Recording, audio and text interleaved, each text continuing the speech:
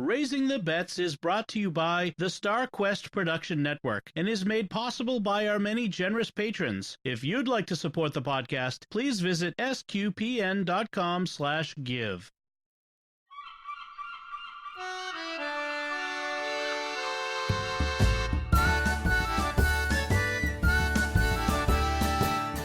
You're listening to Raising the Bets, a family podcast of pirates and penguins. We're a Catholic couple raising 5 kids outside of Boston. Join us as we share the joys and challenges of marriage, homeschool, and our adventures near and far as we make sense of the world and experience the best parts of our culture. I'm Dom Bettinelli. And I'm Melanie Bettinelli. So, actually, we were just talking about what we're going to do for the show tonight, but I do want to mention I just realized I want to talk about the Mandalorian most recent episode. Okay. Well, actually, our connections to the Mandalorian. Okay. We have personal connections to the Mandalorian. And no, the baby Yoda is not our child. So, sadly. He's really cute. Because he would be the cutest of all of our children. He'd give Lucy a run for the money, but... So, let's talk about what we've been up to the last week. Earlier in the week, we still had snow on the ground. It has since melted. Sadness. We are still hopeful that we will have a white Christmas against all odds. Right now, the grass is green.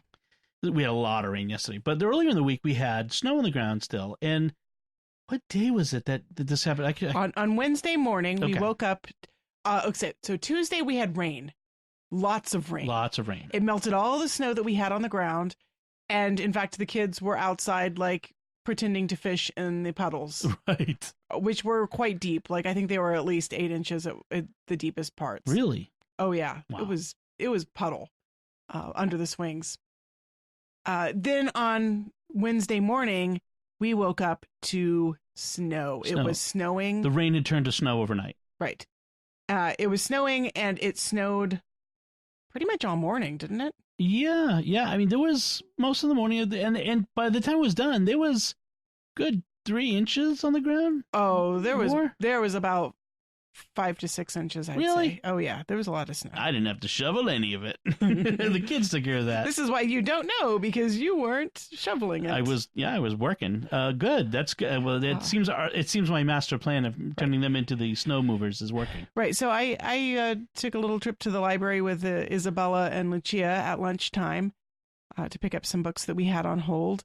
And the sun was shining.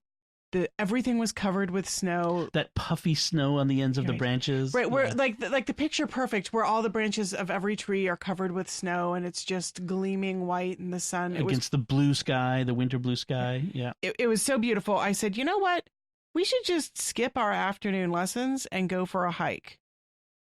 And they were like, okay. So I went home. They were like, whatever. I went home and I proposed this to the other kids, and everyone was like, okay. So we did. We played hooky from school. So you guys got all bundled up? Yes. Everyone was wearing snow pants and hats and coats and gloves. Boots and everything. Boots. And you didn't go far. You went, because Holbrook, it's the town we live in, Holbrook, has a wonderful little town forest. Yeah, we didn't really know where it was or anything about it for the first few years we lived here. And honestly, taking small children into the forest was not high on my agenda when kids, they were all small. A house made of candy. What are the odds? But now they're all old enough. And so in the past year or so, we've discovered our little town forest. Partly through scouts. I mean, right. the town forest committee is mostly people involved in scouting, and we do a lot of scouting activities in the town forest. We have the big difference was when they showed us where you park to get access. Right. This was the thing is I frequently drove past a trailhead that said town forest, but it's on a busy street. And there's no clear place to park, especially not a big van like ours. If I tried to park on the street, you'd be partially blocking a major thoroughfare. I'd be blocking traffic. So this was not a street that had edge of the road parking on it. Right. Or it's not a street where any of the residents park on the street. And so I was like, how do people access this? Because there's this trailhead and I see online that people go to visit the town forest. Where are they parking? Well, It was a mystery. obviously, you park on Park Road because that's literally the name of this street that's off of the main street. It's my actually favorite- 2 turns off of a main street. Well, my favorite is that you turn onto Forest Street, and then you turn onto Park Road, and you park on Park Road Right. off of Forest Street. in front of a bunch of houses, which apparently they are aware of. This is Right. Like you're parking like literally as if you're visiting somebody's house. Like you're parking on the street in front of their house. It's a dead end street, and beyond the dead end is where the trail begins into the woods. Right.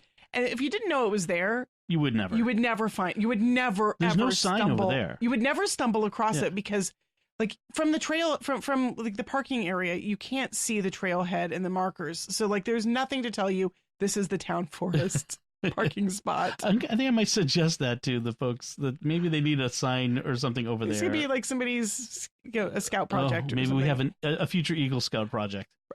Anyway, it's a very nice little forest with very well marked out trails. Yep. They're all very well blazed. There's a blue trail and a red trail. Thank you and to a Adam. orange trail. Yeah. He's one of the scout leaders who I know has done that. So we went. Now we know how to get around. We parked. We were the only people there in the town forest. I should clarify, this was without me. I was at home working, so Right. it was just you and the kids. So it was like maybe 2:00 in the afternoon when we got over there, or So you had about a half hour of 2:30. sunlight left. right. Yeah, I think we had about an hour of sunlight. Yeah.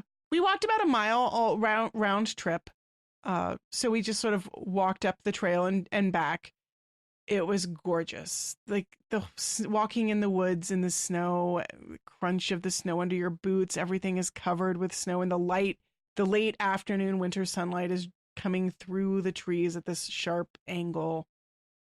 Yeah, the pictures that you took, and I think I might try to use one of those pictures for the cover art for this episode if I can, if it fits. But the pictures you took were beautiful.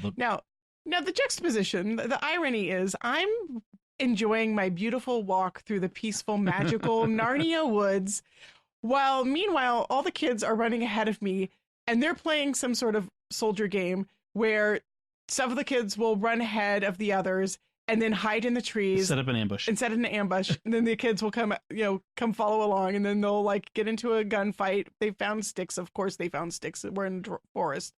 And they were shooting at each other basically the whole time there and back. So you're like Lucy in Narnia, and they're like Right. And I'm like stumbling over they're at Valley Forge. dead bodies, Yeah. like strewn across the trail that I'm having to step over, like children pretending to be dead.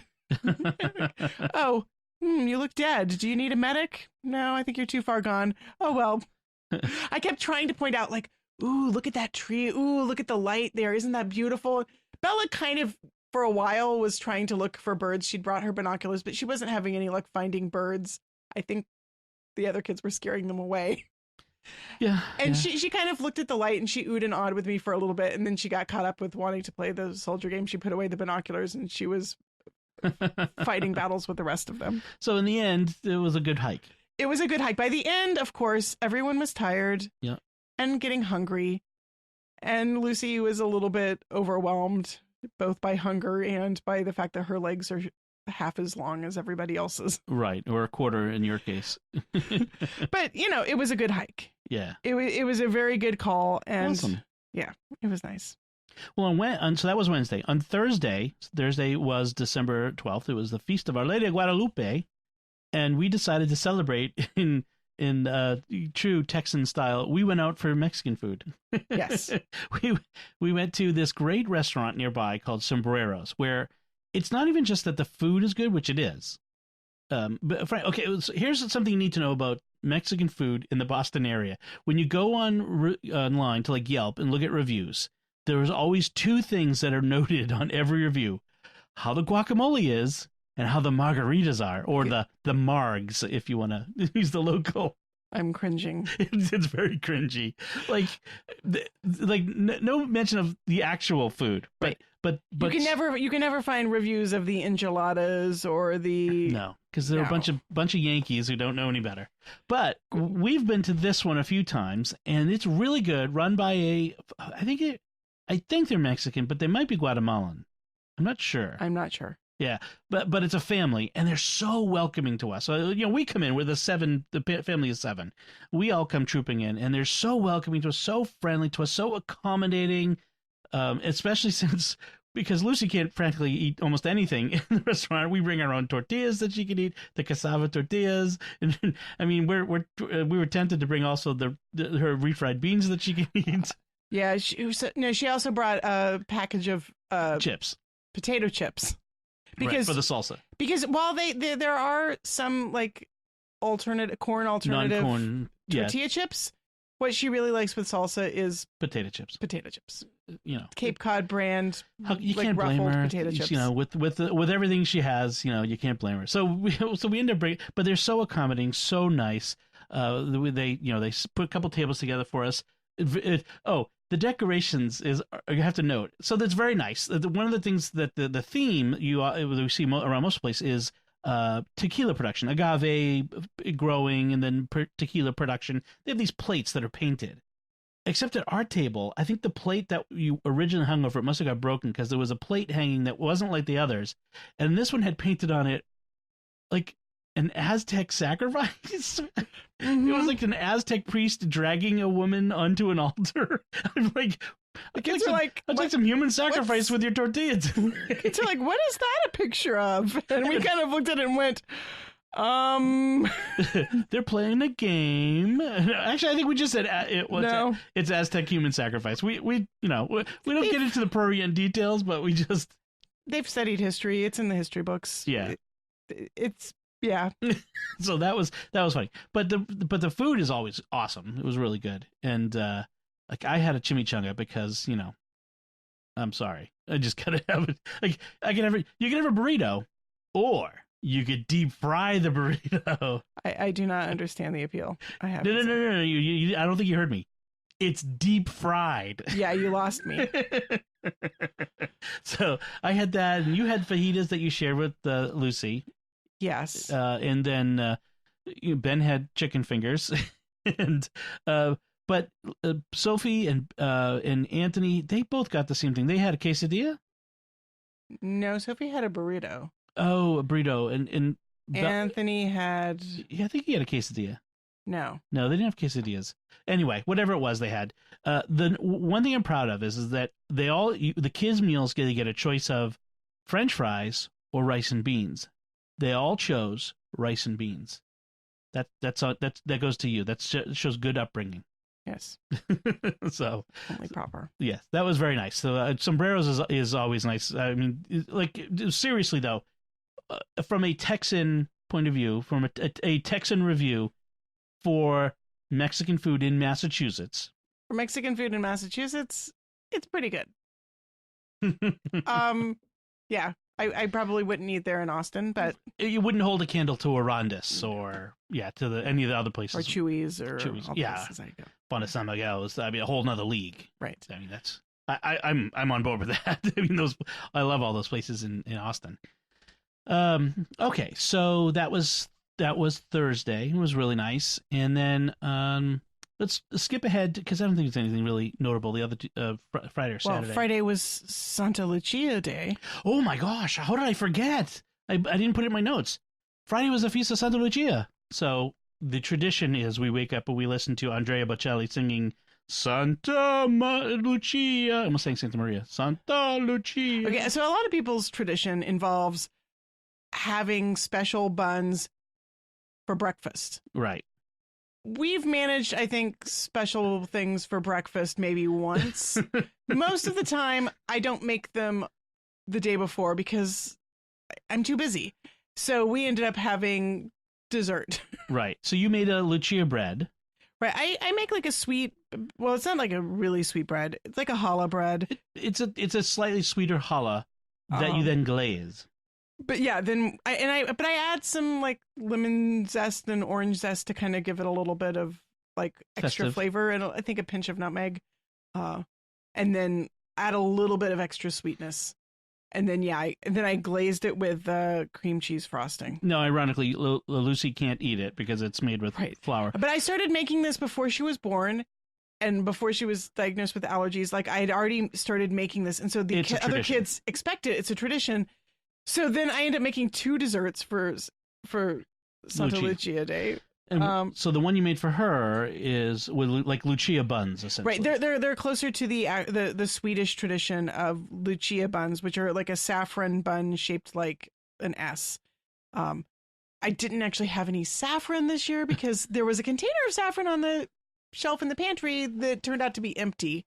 Yeah, I'm a little dubious about that. In fact, I have to put that on the shopping list. So basically, I just made her. Well, I didn't find a recipe that I liked, so I faked it. Fake it till you make it. Fake it when you bake it. So she basically they were like some almond flour, some coconut flour, some tapioca flour, some rice flour. I pretty much just cleared out my gluten-free flour stash and threw it in with some butter. I mean, some milk and eggs and sugar and some spices. I put cinnamon and clove and nutmeg. We made kind of like little spicy buns. They were okay. They were not the best. They were not the worst. Lucy was happy. But they would have been better if they were almond flour. They would have been better if they were all almond flour, or mostly almond flour, more almond flour. I didn't have very much of it. And I think I could have added some maybe almond butter or regular butter. Like, I don't know if they were fatty enough. Yeah. I mean, that's the thing is December is celebration month. You get St. Nicholas, you get Our Lady of Guadalupe, you get Santa Lucia, and of course you get Christmas, coming up. I mean, there's so much going on, so many different opportunities to celebrate. It's really... And the kids are like, it's just like the month of good eating. Well, it starts with Thanksgiving and goes all the way through. Yeah. So, and I'm looking forward to Christmas Eve.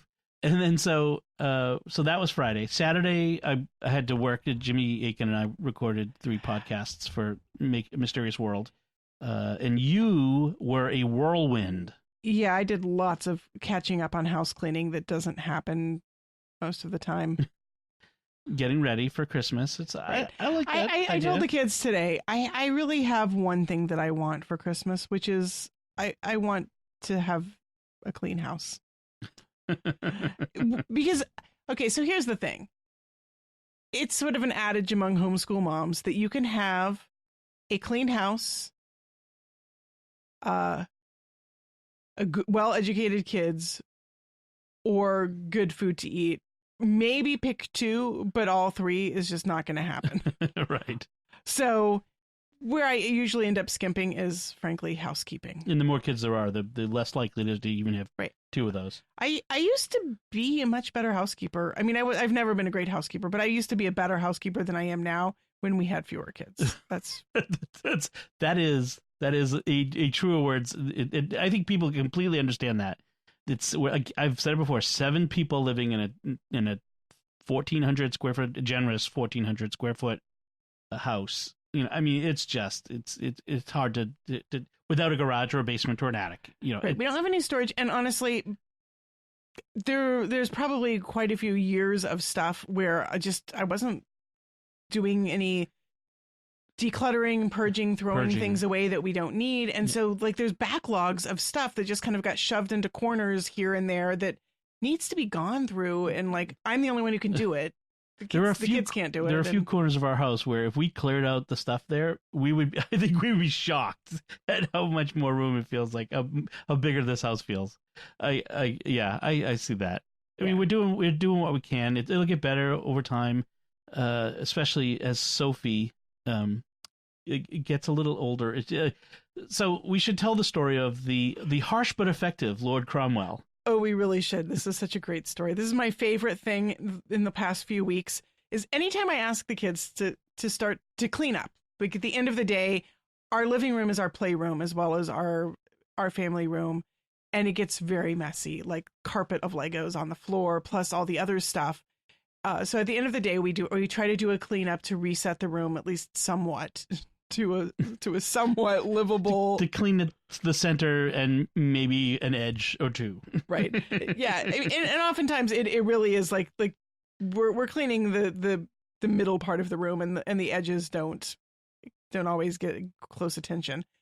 But anyway, when I ask the kids to clean up, they've over the years have invented various games to make the work kind of fun. But with more or less effectiveness. One of their favorite ones is pretending to be small furry animals like raccoons and squirrels. And I give them a treat for every so many things that they clean up. But this one is one they've come up with on their own. And it involves, evidently, Sophia putting on a cloak. Putting on a black cloak. And it's like a role-playing game, like so many of their games. And she is Lord Cromwell. Lord Cromwell, not Lady Cromwell. No, Lord Cromwell. Yeah. Who is a cruel taskmaster. And all the other kids are servants in his household, evidently, except some of them are evidently like foreign princes in disguise. Might be foreign princes in disguise. I think Ben is a French prince in disguise. But in any case, Sophie sort of stands in the middle of the room with the black cloak on, sneering at them and barking orders at them. Do you call that clean? Look at that horrible mess. And they cheerfully clean it up. If I did that, they would be in tears. Right. I have to tell you, I came out of the office when this game was first starting, and I went in like, Sophie, you're being really mean to them. You need to stop. And she's like, no, we're just playing a game. I'm like, what? You can't talk to them like this. No, it's fine. We're having fun. Right. And they were all fine with it. And I had the same reaction. I was appalled. Like, what is all this yelling? You're being really mean. Like, she's yelling at them. I can't imagine what people would think if they saw this, came in and saw this. And we stand back like, hey, it's getting clean. She's remarkably effective, even though she's not herself picking up anything. Somehow the other four more than make up for it. And they work. But I think part of it is that they often need somebody to sort of be the expediter to notice the things and be the one to kind of, you do this, you do that. And I try to do that, but I'm often, doing other things. You're trying to make dinner and other stuff. Yeah, you and I are usually, trying to do multiple things at once while we're also trying to expedite. But she stands there and she knows where things go and she tells them what to do with it, and it is hysterical. It is so funny, and yet it's just so right. She is clearly emerged as the child who, she keeps the girls' room clean pretty much single-handed. If it was up to Isabella and Lucia, the room would be a mess most of the time. She's the leader. I mean, she really is. Yeah. Bella is the visionary leader. She's the one who has the ideas, But Sophie is the one who affects things. She gets things done. She's managerial. She's the CEO. Yeah. So yeah, it is an interesting hierarchy going on in there. I mean, they even clean the boys' room. Right. Sometimes I'll say, the living room looks pretty clean, but do you guys think you could do a nice thing for your brothers and like help them with their room, which is pretty messy? And Sophia was like, okay, we could do that. And so she goes and is Lord Cromwell in the boys' room, and she kind of enjoys cleaning. She likes organizing. She likes it when things get clean and organized. And she likes being the bad guy. Like in all of their games, she's usually the villain. She's usually, Darth Vader or Kylo Ren or Lord Cromwell. or Lord Cromwell. And yet she's such a pleasant girl. She's very sweet. She's so funny, and she laughs so much. She laughs at your jokes. She laughs at all my jokes, all my dad jokes. I love her the best.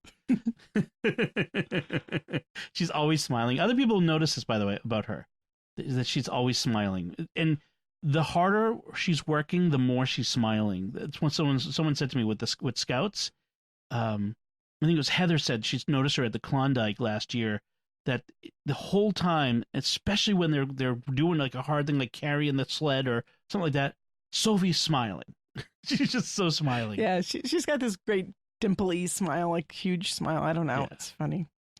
So then today we went, we had mass this morning. We'll talk about that in a second. And then this afternoon we went to get our Christmas tree, where it's the third Sunday of Advent. It's Gaudete Sunday. So that's about when we usually get our tree. Yeah. Some years later, some years a little bit. Well, usually not earlier. Well, especially given how, again, the Sundays move around a bit. We talked about that before.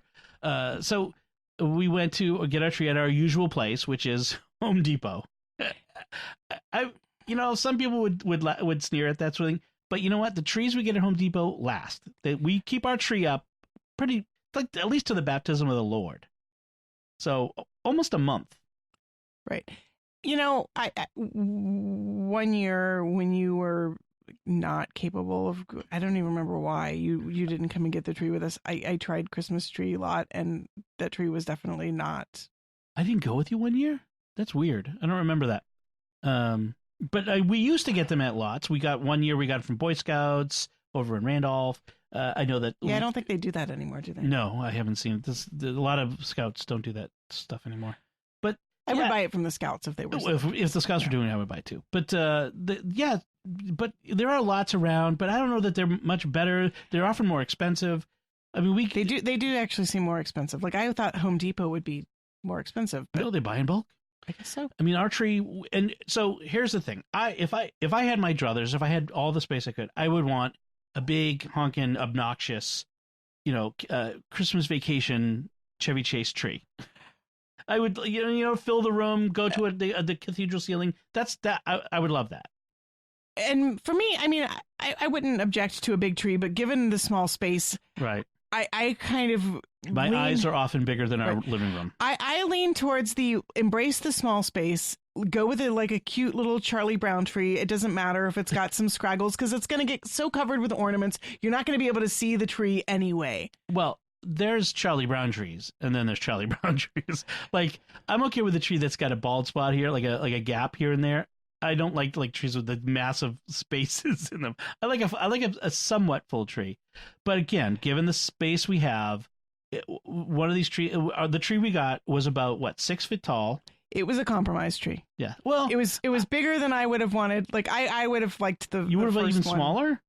I would have liked the one that Ben picked up. That was like 3 feet tall. Yeah, it was cute. No, see, our children would be taller than that. Yeah. No, that is. Come on, it's like I mean, okay, it is a compromise tree. I thought it was like giving in to your wish, but you really wanted that tiny tree. Yes, I would have if it had been me and the kids, and your opinion had not been at all there. I would have got the first God, tree I that went. Ben grabbed. It was cute. It was kind of scraggly.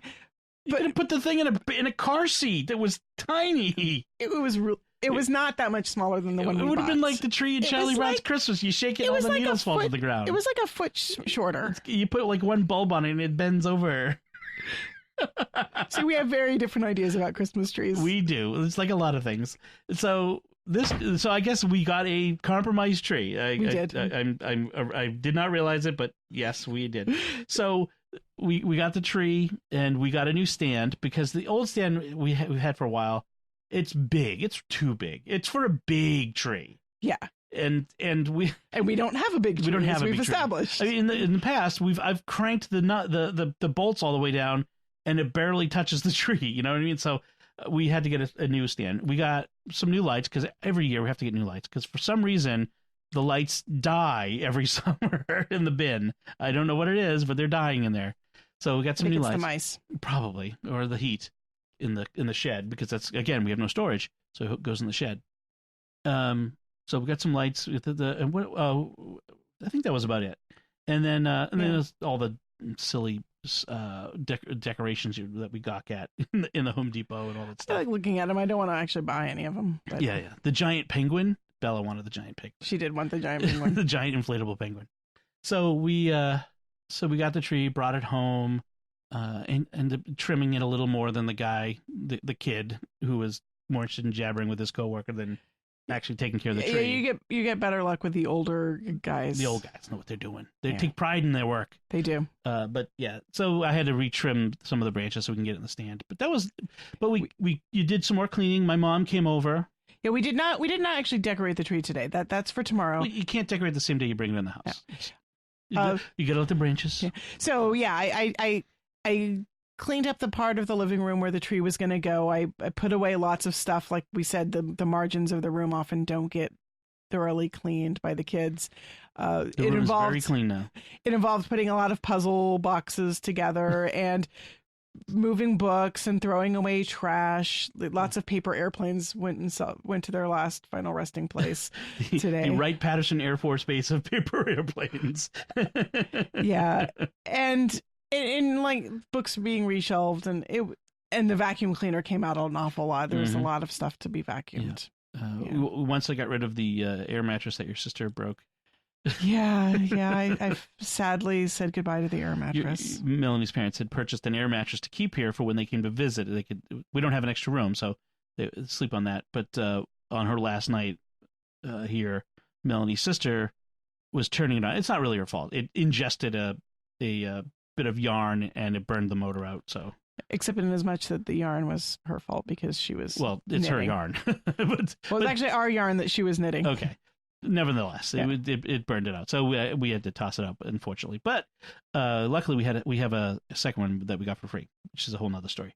But we got the room clean, mostly. It's in much better shape than it was. Like much better shape. Yes. I told the kids though that tomorrow we're gonna do part 2 of the living room clean out. Yes. And attack some of the other corners that need some TLC. Right. Right. And so we have to say that Bella has been doing the bulk of the decorating. She has been. She's at that age where she's really loving the process of decorating and taking pride in being the one to decorate. I remember being the same way at her age, and it's really nice. It's sweet. So and she's good at it. Yes. So as I mentioned, we had gone to mass this morning, of course, and we had a visiting priest there. He's a Jesuit who's from Africa. We're not sure what country. I think he's probably Nigeria. He didn't say, but he sounded a lot like Father Michael, who's from Nigeria. So if I had to guess, I would guess it's probably Nigeria. And he's a doctoral student at Boston College, of course, because, Jesuits, there are a lot of them at Boston College getting their doctorates. And since it is a Jesuit college. Right. And so he was there for mass, filling in, and as you would expect. So there's different kinds of Jesuits. There's like the American Jesuits, which is kind of the stereotype that you expect. But African Jesuits are cut from a different cloth. They are still solid, by and large. I mean, I'm sure that they're good ones and bad ones here and there, or whatever. But so this one, you got what you expect from a Jesuit priest preaching on the third Sunday of Advent, Gaudete Sunday, which he hit every reading. He started with talking about the entrance antiphon and the collect, and he went on through the first reading, the psalm, the second reading, the gospel, tied them all together in a very beautiful package, brought out a lot of great points. It was really nice, very well constructed and well delivered. Yeah. It was pleasant. So the key line I got from it was, he said, do not spend your time thinking about what you're getting for Christmas. Do not spend your time worrying about what you're going to get for Christmas presents. Right. Spend your time wondering what you're going to get from Christmas. Get out of Christmas. Yes, I liked that. Yeah, that was a nice formulation. And he spent a lot of time talking about joy, which appropriate for the day, and it was a very nice. He celebrated reflection. reverently, very reverently. You could tell he has a sense for the liturgy. He's got a strong aesthetic sense for the liturgy. Yeah, and it was his singing of the doxology. Beautiful So voice. He did a cappella, through him, with him, in him. That part. In our church, which is this big English Gothic church, and neo-Gothic, but yeah, fine lines. Thank you for that. Which it echoed so well. And he has such a nice voice, and it just beautifully echoed unaccompanied. And I'm like, I don't think I've ever heard someone sing so. Like, the singing affected me so much in that church, because it was not really amplified. There's a microphone up there, but it wasn't the cantor's microphone. You know what I mean? Yeah. So it was really nice. And then at the end of Mass, he walked over to the Advent wreath and was talking about, again, the third Sunday of Advent. And he wanted to make a point about, the pink candle. And so he goes to lift the pink candle out of the Advent wreath up there. And he kind of has to struggle a bit. And I'm probably like all the other guys out there, like the dads, the guys who have been around the block once or twice, who saw that and said, "Oh, don't do that." Because if it's that hard to get it out, you're not going to be able to get it back in again. Sure enough, he's like trying to get it back. He's like, oh, and he's like tilting it, and it's lit, and I'm like waiting for all the wax to come out of it, and he's trying to get it. I don't know where he finally stuck it, but it wasn't where it started. So hopefully Father Michael got it back later. But that was pretty funny. So really nice mass, really good. It's such a shame. It's such a beautiful church, and it's such an early mass, and there's just so few people there. At 8 a.m. It's hard to expect people to get in there, but still, it's just I really wish more people were there, could appreciate the beauty of. I mean, the mass is beautiful, set on the hood of a Jeep, but it's the beauty of this particular church that's devoted to St. Edith Stein. I mean, just it's hard to. It's a shame, but it's a beautiful mass. So I'm really glad about that. And of course, the kids, Bella and Benedict, served at mass again, which was really good to see that happening on a regular basis. And we got there early this time. Last time we were late, but they got there early this time. Yes. So let's. There's nothing like being late to like one Sunday to kind of spur on the getting ready a little bit faster. Get out of the house on time this morning. Yeah, it was good.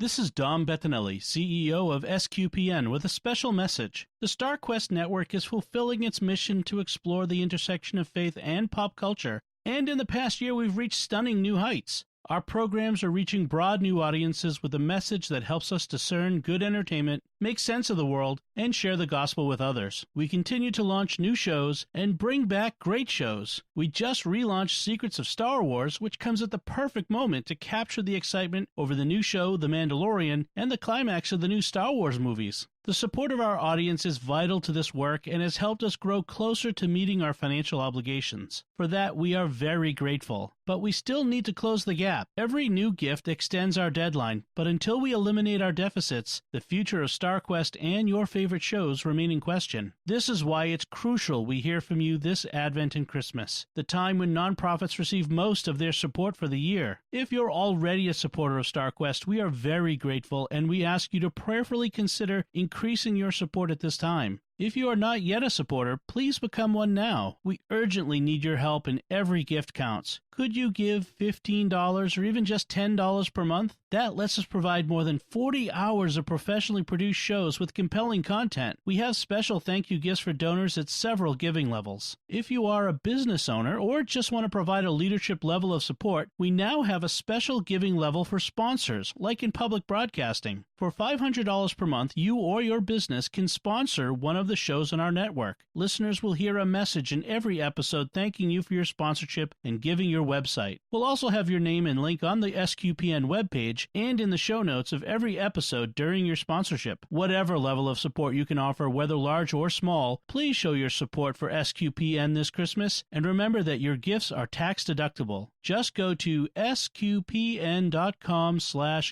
That's sqpn.com/give. And may God bless you and yours as we approach the celebration of our Lord's birth. So we talked a little about going to sombreros for the Feast of Our Lady of Guadalupe. We really didn't have a whole lot of very interesting meals otherwise, like unusual. We had one that you made, which was a soup that you made, a chicken soup that was made, leftover. We had some leftover chicken that you doctored up. Yeah, with an unusual ingredient. I've been feeling like I'm making the same soups over and over again, and I'm getting tired of them. So I had leftover chicken, and I didn't have a whole lot of it, so not enough to make I don't know what a casserole or enchiladas or anything with it. So I was like, okay, soup it is. I can throw in a can of beans, and that'll add some extra protein. So I'm looking through the pantry, saying, what can I do to make this soup more interesting? And I found a couple cans of Hatch enchilada sauce, which I don't know if you know Hatch chili peppers, but they're from New Mexico. They're specific to New Mexico. Yeah. Yes, they're only grown in New Mexico, to the best of my knowledge. And anyway, so I made chicken soup with 2 cans of Hatch chili sauce, enchilada sauce thrown into it, and it was okay. It wasn't great. If I'd had some other stuff to throw in the soup, it would have been better. Like, there was just not a lot of vegetables, so it was kind of a thin soup. Well, the other thing I was thinking afterward was if it had more lime juice. Lime would have been good. Yeah, we needed more vinegar, more vinegary or acid. That's what More I mean. acid. Yeah, more acid would have been. I think it would have made it a little better soup. Yeah, a little tastier. For a weeknight, I don't know what the heck I'm doing. It was soup. It was good. It was pretty good. Yeah, and you were able to then kind of before you put the hatch stuff in, you segregated out a bunch, threw in some leftover egg noodles, and made chicken noodle soup for Bella, who doesn't like. Soup with like tomatoes, spice, and the other Right. stuff. So that worked out okay. Yeah, it was not bad. It's the struggle that we're having, and you kind of touched on a little bit. This grind of we're stuck in this wheel.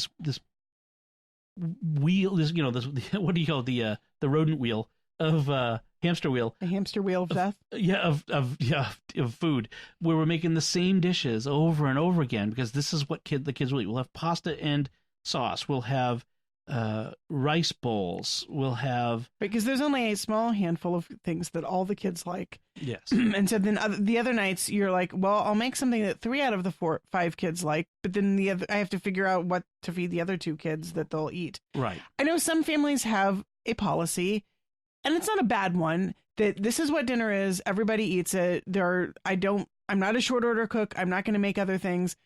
But 1, we have a child with a lot of food allergies.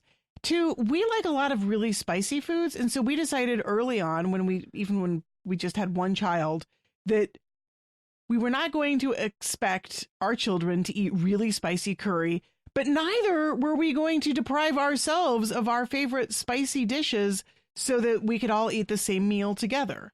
Right. Which then put us on the path of we then have to make multiple things. Right.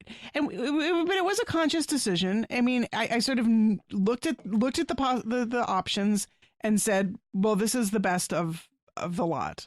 Like, I would rather make multiple things, but I'm not going to expect small children to like really spicy food. Like, I will hope that eventually they will come to like it, and most of them have.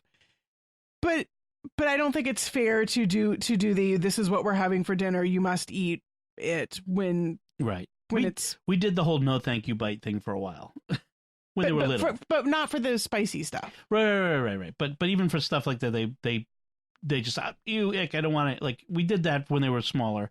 But now, I mean, there's only so much you can fight over it. And once kids get to a certain age, their tastes are more or less set.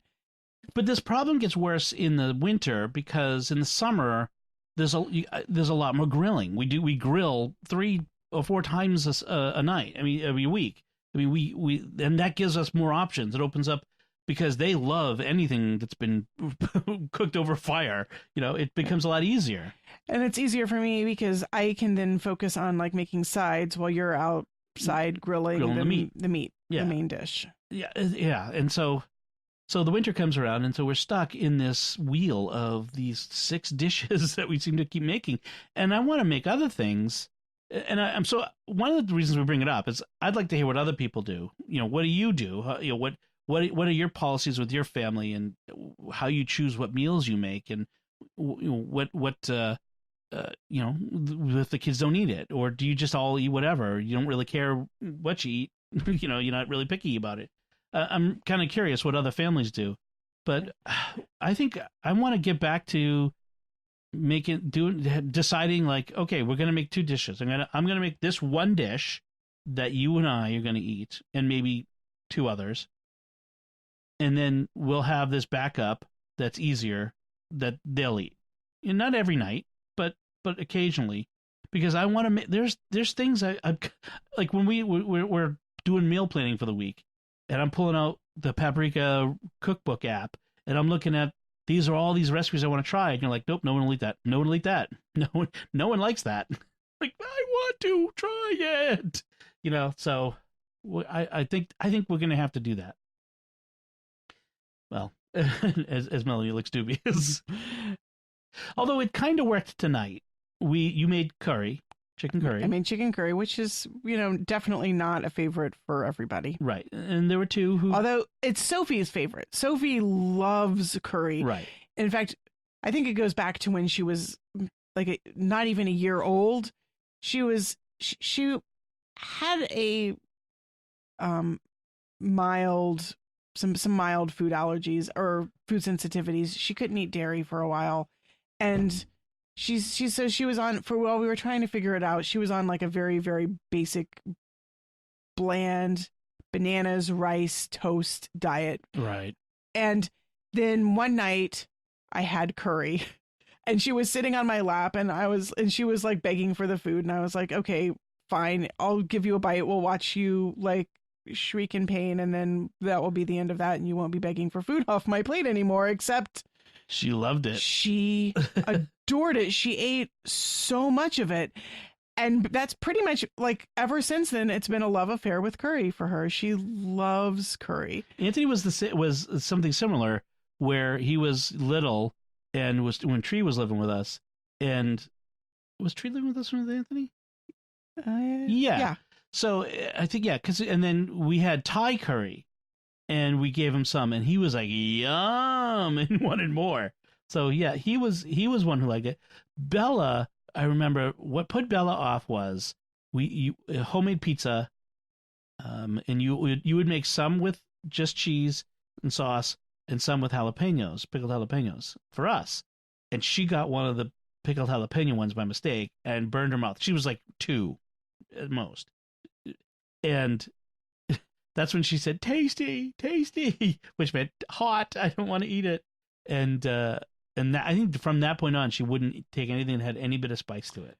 Right. She's actually become a little bit more adventuresome. She will now sometimes dip a corner of a tortilla chip into salsa, like a little tiny corner, but she's trying. And I think she's starting to like it better. And even Ben will occasionally eat a hot wing when I get hot wings. Right. He does like hot wings. Yeah. Which is surprising. He's always been pretty averse to spice. Yep. But I think he sees how much other people enjoy it, and there's a social element in that. Right. I firmly believe in the social element, but I also do think that like you can't just necessarily like what do you call it? You can't just make somebody stop being picky by like refusing to feed them. Right. I know. So I know people think that they can, but yeah. I think that they haven't had a truly picky child. To close the loop, you talked to Bella and Ben before dinner, saying we're having curry tonight. What do you want to have that we can make now, instead of waiting to sit at the table and then have them go, ooh, I don't want this, and then have to deal at the table with they're staring at food, they're hungry, and now they have to go make something. Right. I have a hard time multitasking this, and so being proactive and saying like it's another thing to think about when I'm trying to make dinner and I'm feeling rushed and tired and not really wanting to cook at all. But we were able to get that, and you had her make the mac and cheese for her and Ben, and you had to help a bit. We've also got to. We realize that we've got to get Bella and Sophie cooking. They're at the stage where they should be doing more cooking than they are. They need to learn how to do some cooking. But you got her to make it. You led her through the steps, and so it was ready. That when we sat down to eat, their food was ready to eat, and I think that made dinner go a lot better. I think we both agreed that, right? Right. Yeah. So, whew. Now, will we remember this lesson next time? Probably not. Let's hope. So let's talk about some of the stuff we've been enjoying, reading or watching. You've been watching some new things this week, right? I don't know, some new things. Or a new thing. Segue. Right. Now it's completely gone out of my head. Victoria? Yes, I've been watching the latest. I noticed recently that a new season of Victoria had dropped on Amazon Prime, and so I've been watching that. It's a fun series. It's got Jenna Coleman from very cute Jenna Coleman from Doctor Who. She makes a very cute Victoria, and I don't remember the actor's name who plays. Well, he's the guy from Man in the High Castle who was the Nazi, and what was his name? Somebody out there is yelling it, and I'm trying to telepathically receive it, and I will remember it in a second after I. Anyway, he's a really sweet Prince Albert. I like him a lot. Which is so different from. I mean, but they make him not I like the fact that neither Victoria nor Albert is 100% sympathetic. Like they both have moments when you're just like, I'm not really liking you right now. Oh, Albert, no. So I was thinking of the other guy, because I haven't watched it. I just know he's in it. But Albert is played by this guy, Tom Hughes. Yeah, I like him. See here. This guy? Yeah, he's got a really nice German accent. He's probably not actually German, but he does a nice accent. He went to Upton High School before whatever. He's born in Cheshire. He's a Cheshire cat. Okay. But yes. So yeah, this week had some the episode I watched had some conflict between Victoria and Albert on how to best teach little Bertie who doesn't like school and doesn't like learning. And Victoria thinks that Albert is being a little bit of a bully, and Albert thinks that she's being too soft. And so it was a nice, a realistic picture of family life. What I don't like about this show as much, though it seems to be de rigueur in British historical dramas, is that they spend a lot of time with the servants, the people who work for Victoria and Albert in the palace downstairs, and these subplots about the cook and the dresser and the various servants. And I don't know, I feel like it distracts from what I would rather spend time with. But that's just kind of me. I don't know. I guess it's because we can't spend all this time with the fabulously wealthy noble class without also paying attention to the poor underclass who serves them. There's a point to it. I get it. It's just not really my taste. So the actor I was trying to think of was Rufus Sewell, who played Lord Melbourne. Lord seasons. Melbourne is her prime minister when she first becomes queen, but I think in the second season, maybe Spoilers. It's even the beginning of the first season, he goes off on his own way. He doesn't last forever. He disappears. So okay, so thumbs up. I haven't seen any of that, so that's although I have wanted to, because it's interesting. The two big series right now about queens of England are starring Jenna Coleman from Doctor Who and The Crown. Oh, what is her name? I had it right there. I'm really terrible with the names. The Crown, and it's from the David Tennant series where they were Broadchurch, and her name is right there, Olivia Colman. Oh, see, I haven't seen that. She was not Queen Elizabeth in the first two seasons of The Crown, so I haven't seen the Olivia Colman season. And of course, the husband before that was Matt Smith. Right. Well, that was fun. The Matt Smith as Prince Philip. Prince Philip. Yeah, we actually joke all the time on the Secrets of Doctor Who that there's 8 actors in England. They just show up in everything. Sometimes that kind of feels like it. It's the same small pool of actors. It's a small island. Yes, it is a small. I mean, it's only so big. So yeah, cool. And then you said you've been reading a new book. Yeah, I've been reading 2 new books, but I'll just talk about one because I don't want to completely monopolize the conversation. Like I did last week. Right. So I'm bouncing back and forth. Every other night, I'm reading one of these 2 massive tomes that are both 500 pages. One of them is called The Warmth of Other Suns.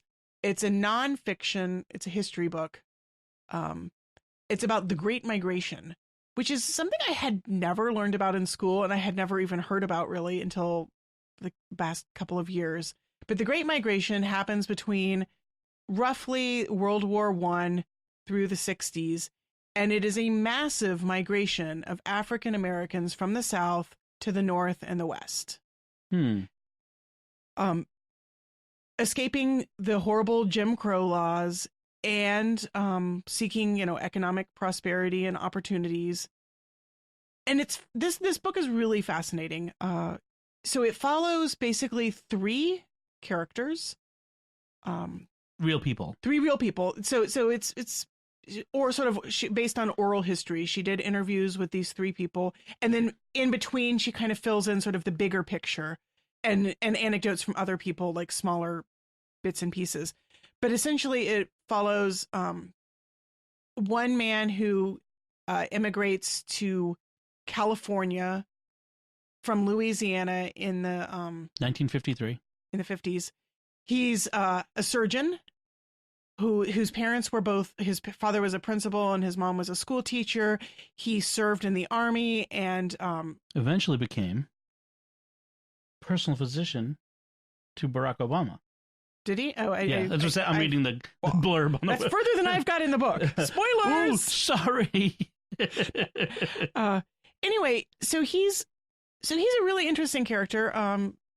Like when he gets to California, he assumes that things are going to be easy, and they're not. I'm really I'm halfway through the book, but I'm only sort of getting to the point where the people are actually leaving the South, because the first part of the book is sort of the background, like their lives before they leave. And then there's a woman who is from, I want to say, she is from Mississippi, who goes to Milwaukee. Yes. And then there's a man who moves from Florida to New York. Harlem, specifically to Harlem. Yeah, he's just arrived in Harlem, where I am in the book. It's a really, really well-written book. Like, it is very captivating. It's very hard to put down at the end of the day. I want to keep reading until like 2:00 in the morning. It's won like a billion awards. Yeah, and rightly so. Like, she I think she won the Pulitzer. She's won the Pulitzer. Came out in 2011. Right. So it's not a super recent book, but it's fairly recent. Fairly recent. Yeah. And so 6 million people migrated between 1915 and 1970. 6 million. Right.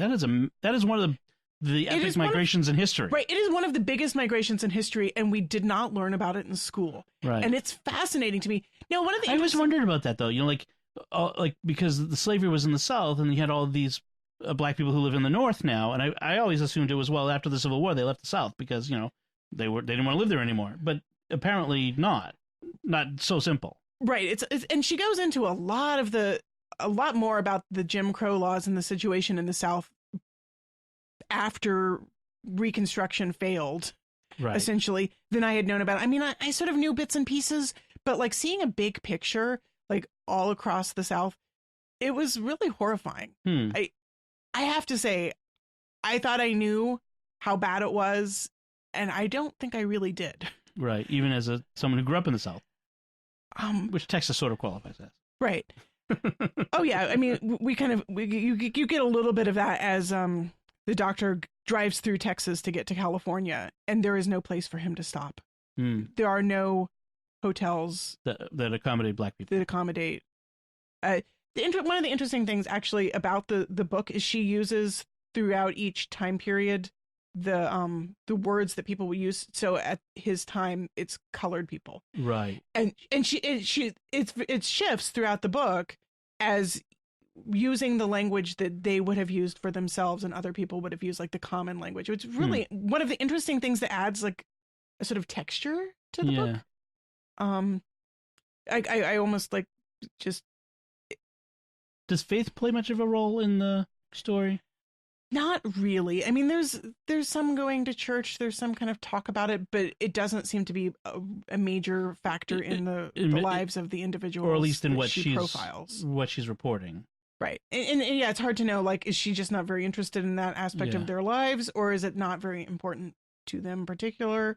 Because I would love to hear how what role faith had played in not just in causing them to move, but just the role of faith in their lives as they migrated. Because faith, for lots of people who've migrated, whether it was the Irish or the Italians, faith was a huge element in bringing your faith with you and practicing your faith. I mean, she kind of talks about that. Like one of the things that she says is that, right, just as Italian Americans tended to, like, people from one town in Italy would tend to move to one city in the U.S. because one person would sort of go and establish a beachhead, and then other people would follow. But the same thing happened in the Great Migration. So there were very clear patterns where people from this particular state would move to this particular place up north. People from this town would move to that town.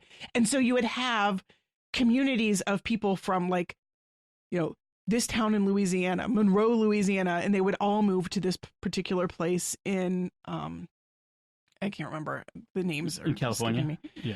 Right. There are a whole bunch of them in California.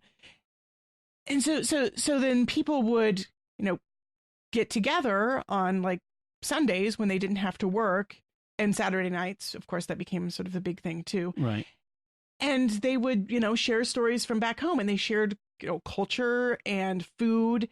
And it was very much like there would be little pockets of like, and they would have clubs and churches that were basically sort of the same way that you would have Italian American churches in Boston. And the Sons of Italy Club. And the Sons of Italy Club. Yeah. You would have like a Texas club or a Louisiana club or an Alabama club in Chicago. So where people from those places could go and find other people from their home state and talk about back home. Because as bad as it was still home, and you still had family left behind, and you missed it. Like, there were things about it you didn't miss, of course. They didn't want to go back. But that's interesting. There's actually some elements of that even now. But the identity is often in sports. So like if you go to like Los Angeles, there's a Steelers bar, and there'll be a Patriots bar, and there'll be like a Red Sox bar, like, where people gather. People from back home gather together to watch the games together. There's that self-identity of the expatriates, shall we say, the people who've left. Well, and in some ways, really before the Civil Rights Movement, during the Jim Crow time, they were almost two countries, especially for African Americans. Like, it talked about how one of the train lines would have colored cars in the South, and then they hit a certain point, and at the station they would take those cars off, and then they would put integrated cars on the train. In fact, very interesting, because there's a book I read last year about the history of camping in America, like going camping. Right. Which there's a history, and it's fascinating, actually. I love the book. But one of the things it talks about was how federal law required federal lands to be integrated. But what happens when those federal lands are in the South, like in Virginia and the Shenandoah? And there were these issues came up of the people from that area wanted the segregated, like you drive into the national park and it would be not segregated, and then you're trying to, but you don't always know where the borders are, and you drive over here, and now it's the state park that's inside the national park, the state forest, and now it is segregated. Like, it's sort of like two countries. Right. And it very much, one of the things, as this book pointed out, is that even where things were integrated, when people moved from the South, they often didn't know where the line was, or even when they knew, it was still such a culture shock that, and even when they were in the North, where it was technically not segregated, there were a lot of, it was still segregation. There were a lot of people who ignored that, who, right. We're sorry, we're full up for the night. We don't have a place for you to stay, even though right. technically the laws didn't support that. Unfortunately, the culture. Yes, there was still, racism was rampant. Right. Yeah. Anyway, it's a really, really interesting social history of it's fascinating.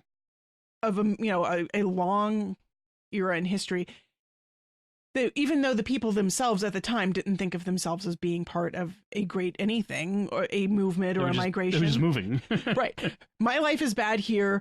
I've got a cousin there. I'm going there. My life will be better. They don't see themselves as part of a pattern or a movement. And yet it clearly was. And frankly, in 50 years, there may be a new movement that people have identified, even that today, based on other factors. So you don't always know it when you're in it. Right. And that's one of the interesting things, is sort of that interesting view of history. Cool. So I'll quickly just mention a couple of things that I've been watching. So I've been watching Babylon 5. I know it's really weird that I never saw Babylon 5. I think I mentioned before, I was in Ohio at school where I didn't have cable when Babylon 5 was out, and I never could see it. So it was just not something I could watch. Just like X-Files at the time. And so it's something I've come to now that it's on Amazon Prime. I can watch it, and it's fun. It's kind of fun to go back and watch what was once groundbreaking and amazing computer-generated special effects. And I'm going, I have better video games than this now. So it's fun, but the storytelling is really good. I know that. Yeah, I never saw it either, so. It's really complex storytelling. I mean, just like at the level of, like, when people were talking about how Lost had a complex story that it was telling, Babylon 5 was doing that. So I'm really interested in getting into that. And then in somewhat related, I'm actually watching the fourth season of The Expanse, which is based on the best-selling series of books, which I love, which I mentioned a few weeks ago. And this is the fourth season that was The Expanse for the first 2 seasons was on the Sci-Fi Channel, got canceled, and the fans all rose up and demanded that Netflix or Amazon or somebody pick this up and keep making it, and they did. Amazon did, and so there's a fourth season. It looks great, really fabulous, and it's the most accurate physics in a science fiction show right now. They really try to get the physics accurate. I mean, it's future physics. I mean, it's future technology, so they speculate out a bit, but it's still based on, like, you've got to decelerate in space. You've got to accelerate in space. Right. I like science fiction that takes into account the laws of physics. Yeah. It's hard sci-fi, but it's not really like it's accessible hard sci-fi. So really enjoying that. I'm only a few episodes in, so standard disclaimers apply. There'll be something in the next episode that I haven't watched yet that is completely offensive and no one should ever watch it. But that disclaimer said, so far it's really good. So you always give that disclaimer. I have to give that disclaimer because it happens. It always happens. It always happens. So all right, so we should probably wrap it up there. That we've been going for about an hour, and that's a good length of time to talk. Let's see. I do want to take a moment, very important, to thank our patrons who make it possible for us to create Raising the Bets, including Charles K, Dr. T, Craig H, Adam C, and Kenneth L. Their generous donations at sqpn.com/give make it possible for us to continue raising the bets in all the shows at StarQuest.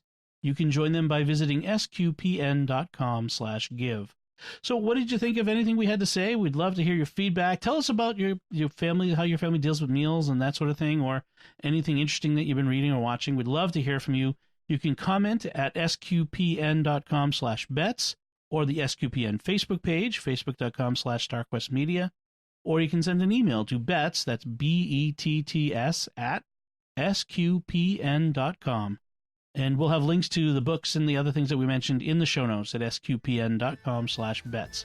If you have not done so, if you're listening to us off a website or someone sent you a file, please subscribe in Apple Podcasts and Google Play, Stitcher, TuneIn, your favorite podcast app, our SQPN YouTube channel. You can even, if you have an Amazon Echo, you can just say the wake word. I won't say it now, it'll wake it up. But Echo, play Raising the Bets on StarQuest. Or actually, I would say play Raising the Bets podcast. That would do it. I'm pretty sure. Pretty sure. I'll have to test that out to make sure, but it works for like Jimmy Akin's Mysterious World and other things. I've tested it with those. I haven't tested it with our podcast. But that's the way it's supposed to work. Until next time, I'm Dom Bettinelli. And I'm Melanie Bettinelli. Thank you for listening to Raising the Bets on StarQuest.